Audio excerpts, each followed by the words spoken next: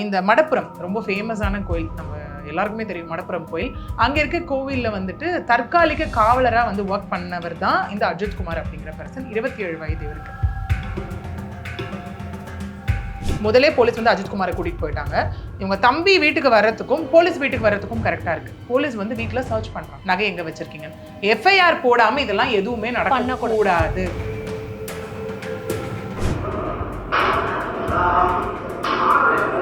கோவிலில் கடை வச்சிருப்பாங்கல்ல இந்த பப்ளிக், அவங்க என்ன சொல்றாங்கன்னா, ஈவினிங் அந்த பையன் நடந்து போனதை பார்த்தோம், வரும்போது 4 பேர் சேர்ந்து தூக்கிட்டு வந்து தான் அந்த பையனை ஆட்டோல வச்சாங்கன்னு அந்த லேடி சொல்லுவாங்க. அப்ப அது அவர் உயிரோட இருந்தாரா இறந்துட்டாரான்றது யாருக்குமே தெரியாது. எக்ஸாக்ட்லி அது.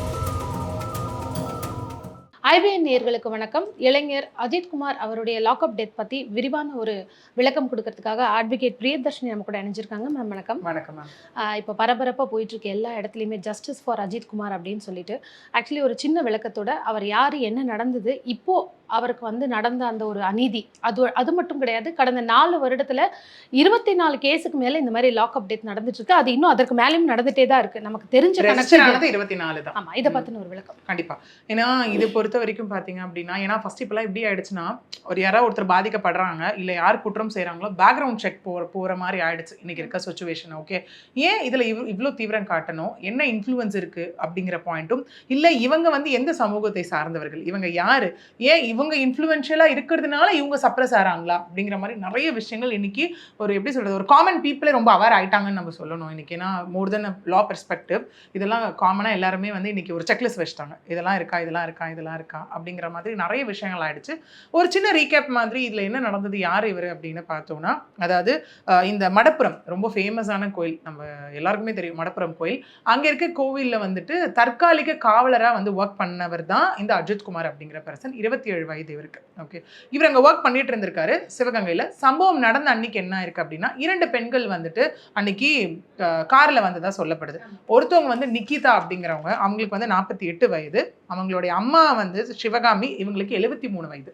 இவங்க வந்து கார்ல வந்திருக்காங்க. கார்ல வரும்போது என்ன ஆயிருக்கு அங்க அப்படின்னா, இவங்க அம்மாவால நடக்க முடியாது, ஏஜ்டு அப்படிங்கிறதுனால வீல் சேர் கேட்டிருக்காங்க. அந்த வீல் சேரை அஜித்குமார் தான் கொண்டு வந்து கொடுத்துருக்காரு. அந்த வீல் சேர்ல அவங்க அம்மா உட்காந்து வச்சு இவங்க வந்து கோயிலுக்குள்ள கூட்டிட்டு போயிட்டு கீயா அஜித்குமார் கையில கொடுத்துருக்காங்க பார்க்கிங்ல போடுறதுக்காக. அஜித்குமாருக்கு கார் ஓட்ட தெரியாது. அதனால அவர் என்ன பண்ணிருக்காரு, வேற ஒரு பர்சன் ஹெல்ப்போட இதை வந்துட்டு காரை கொண்டு போய் பார்க்கிங்ல போட்டுட்டு திரும்ப கீயை கொண்டு போய் கொடுத்துட்டு இருக்காங்க கொஞ்ச நேரம் கழிச்சு. ஸோ இது இப்படியே ஆனோடனே கொஞ்ச நேரம் கழிச்சு ஒரு கம்ப்ளைண்ட் ரெஜிஸ்டர் ஆனதா சொல்லப்படுது. தட்டு அது இன்னும் ரிட்டர்ன் கம்ப்ளைண்ட்ன்ற மாதிரி ஒரு கிளாரிஃபிகேஷனே இல்லை, ஓரல் கம்ப்ளைண்ட் அப்படிங்கிற மாதிரியும். அந்த கம்ப்ளைண்டின் பெயரில் தான் என்னன்னா, எங்க கார்ல வச்சிருந்த 10 பவுன் நகையை காணும், அது அஜித்குமார் தான் திருடி இருக்காரு அப்படிங்கிற மாதிரி ஒரு சஸ்பெக்டின் பேஸ்ல வந்துட்டு அந்த 2 பேரும் கம்ப்ளைண்ட் கொடுத்து அஜித்குமாரை வந்து வீட்டுக்கு வந்து போலீஸ் கூட்டிட்டு போனதா ஒரு விஷயம் இருக்கு. இது எப்படி இந்த இடத்துல வந்து ஒரு கைண்ட் ஆஃப் இன்ஃபர்மேஷனா வருதுன்னா, அஜித்குமாரோட தம்பி வந்து நவீன்குமார், அவர் வந்து ராமநாதபுரத்தில் ஒர்க் பண்ணிட்டு இருக்கிறதாகவும் அவங்க அம்மா கால் பண்ணதா சொல்லப்படுது. இந்த மாதிரி அவங்க அண்ணன் இந்த மாதிரி போலீஸ் பிடிச்சிட்டு போயிட்டாங்கப்பா, அவங்களுக்கு அப்பா கிடையாது, நீ வான்னு சொன்னோடனே முதலே போலீஸ் வந்து அஜித்குமாரை கூட்டிட்டு போயிட்டாங்க. இவங்க தம்பி வீட்டுக்கு வர்றதுக்கும் போலீஸ் வீட்டுக்கு வர்றதுக்கும் கரெக்டா இருக்கு. போலீஸ் வந்து வீட்டுல சர்ச் பண்றாங்க, நகை எங்க வச்சிருக்கீங்க. எஃப்ஐஆர் போடாம இதெல்லாம் எதுவுமே நடக்கக்கூடாது. பட் ஆனா இங்க இது எல்லாமே நடந்திருக்கு. ஓகே, இது வந்து வாட் ஹேட் ஹேப்பன்ட் ஆக்சுவலி. இந்த இடத்துல ஒரு கேள்வி என்னன்னா, எஃப்ஐஆர் போடாம இந்த அளவுக்கு போலீஸ் நடவடிக்கை எடுக்கிறாங்கன்னா, அப்போ கம்ப்ளைண்ட் கொடுத்தவங்களுக்கு பின்னணி ரொம்ப ஸ்ட்ராங்கா என்ன இருக்கு, அது அடுத்த கட்ட நடவடிக்கையில நமக்கு தெரிய வரப்போற ஒரு விஷயமா இருக்கு. இன்னொன்னு, போலீஸ் கஸ்டடி ஜுடிஷியல் கஸ்டடின்னு நம்ம ரெண்டா பிரிக்கலாம். போலீஸ் அரெஸ்ட் பண்ணி அவங்க கிட்ட இருக்காங்க பாருங்க, அந்த 24 ஹவர்ஸ்க்குள்ள மெஜிஸ்ட்ரேட் கிட்ட அவங்க ப்ரொடியூஸ் பண்ணணும் இல்லையா, அதுக்கு முன்னாடி இருக்கிறது தான் போலீஸ் கஸ்டடி, அதுக்கப்புறம் இருக்கிறது எல்லாமே ஜுடிஷியல் கஸ்டடி. ஓகே, அப்படியே உங்களுக்கு விசாரணைக்கு தேவைப்படும் பட்சத்தில் நீங்க மெஜிஸ்ட்ரேட் கிட்ட ப்ரொடியூஸ் பண்ணிட்டு தான் அதுக்கப்புறம் நீங்க என்ன பண்ணணும்னா அவங்கள வந்து கஸ்டடி எடுக்க முடியும். ஓகே, இங்க இதுவும் தவறியாச்சு. ஓகே, இங்க இதுல நம்ம பார்ப்போம், நியூஸ்ல வந்த ஸ்டேட்மெண்ட்ஸ் ஒன்று பார்ப்போம். அந்த 2 பெண்களும் இங்க என்ன சொல்றாங்க அப்படின்னா, ஆமாம் நாங்கள் கோயிலுக்கு வந்தோம், இந்த மாதிரி எங்கள் அம்மாவுக்கு ஸ்கேன் எடுக்கிறதுக்காக வந்தோம், கோயிலுக்கு வந்ததுக்கப்புறம் நாங்கள் இந்த மாதிரி உள்ளே போயிட்டு வந்துட்டோம், அப்பயே வந்து என்கிட்ட வீல் சேருக்கு 500 ரூபா கொடுன்னு வம்பு பண்ணாங்க, நான் 100 ரூபா தான் கொடுத்தேன் அந்த இடத்துல அப்படிங்கிறாங்க. ஓகே, இது ஒன்று. ஸோ அதனால் எங்களுக்கு சஸ்பெக்ட் வலுவாக இருந்துச்சு, அதனால நாங்கள் கம்ப்ளைண்ட் கொடுத்தோம் அப்படிங்கிறாங்க. இங்கே அதே பெண்களுக்கு ஒரு கேள்வி என்னன்னா, அவங்க டாக்டர், நல்லாவே தெரியும் ஸ்கேன் சென்டருக்கு நகை போட்டுட்டு போகக்கூடாதுன்னு. ஆமாம், அந்த நகையை வீட்டில் கழட்டி வச்சுட்டு வந்திருக்கலாம். கரெக்ட். ஒன்று இல்லை. 2வது கேள்வி என்ன அப்படின்னா, 10 பவுன் தான், என்ன 100 சவரன் பேக்ல போட்டு தூக்கிட்டு போகிறது, பேக்ல வச்சு எடுத்துகிட்டு போயிருக்கலாம். ஓகேவா. 2வது இல்லையா, ஸ்கேன் சென்டர் முடிச்சுட்டு வெளியே வரப்போ அதை போட்டுட்டு இருந்திருக்கலாம். சரி, அது உங்க விஷயம், அது நம்மள நீங்க யாருங்க கேள்வி கேட்கறதுக்கு எல்லாமே கூட வரும். சரி, நீங்க கார்லயே வச்சிருந்தீங்கன்னு வச்சுக்கோங்க, போயிட்டு வந்தோடனே முதல்ல நம்ம என்ன பண்ணிருக்கணும், காரை செக் பண்ணிருக்கணும். எல்லாருமே அதானே பண்ணுவோம் யூஸ்வலா. ஏதாவது வேல்யூபிள்ஸ் வச்சுட்டு போயிட்டோம்னா வந்தோடனே நிச்சயமா முதல்ல இருக்கான்னு. செக் பண்றது அதுவா தான் இருக்கும். ஏன்னா இந்த ஃபியூ ஹவர்ஸ்க்கு அப்புறம் தான் இந்த கம்ப்ளைண்ட் இங்க ரெஜிஸ்டர் ஆயிருக்கு. ஓகே, இதுக்கப்புறம் என்ன நடந்திருக்கு அப்படின்னு இது வந்து அவங்களோட ஸ்டேட்மெண்ட். இதுல அவங்க தம்பி கொடுக்குற ஸ்டேட்மெண்ட் என்னவா இருக்கு அப்படின்னா, என்னையும் போட்டு செம்மடி அடிச்சாங்க, முட்டிக்கு கீழே செம்மடி, 1/2 hour அடிச்சாங்க.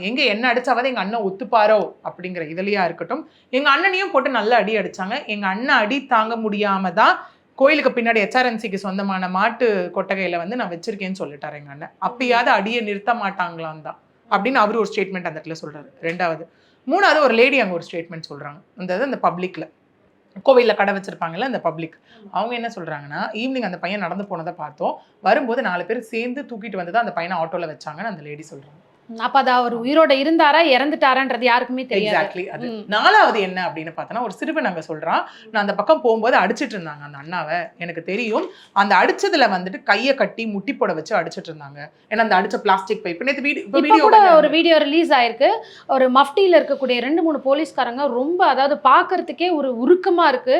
கண்ணு முன்னாடி ஒரு கொலையை பார்க்கும்பொழுது நமக்கு எப்படி வந்து பிரெயின்ல ஒரு ஸ்டன்னிங்கான ஒரு மொமெண்ட் ஏற்படுமோ அந்த மாதிரி தான் இருக்கு நேயர்களுக்கு. இந்த மாதிரி கூட ஒரு ஹியூமனை வந்து ட்ரீட் ஏன்னா அவர் அந்த சிறுவன் சொன்னது மேட்ச் ஆகுது. அப்படியே அந்த சிறுவன் வந்து சொல்லும் போது அதுல ஒரு போலீஸ் இருந்த அந்த அண்ணாவை எனக்கு தெரியும், அவர் பேர் ராஜான்னு அந்த பையன் சொன்னான். அதே மாதிரி இப்ப ஃபர்ஸ்ட் வந்து கண் துடைப்புக்காக சஸ்பெண்ட் செய்யப்பட்ட அந்த 6 அபிஷியல் நேத்து இரவாக கைது செய்யப்பட்டு கொலை வழக்கு ஆக எஃப்ஐஆர் போடப்பட்ட அந்த 6 போலீஸ் அபிஷியல்ல ராஜான்றவர் இருக்கார். ஓகே, அதாவது பிரபு, சங்கர மணிகண்டன், ராஜா, ஆனந்த், கண்ணன் அண்ட் ராமச்சந்திரன், இவங்க 6 பேரும் அதுல இருக்காங்க.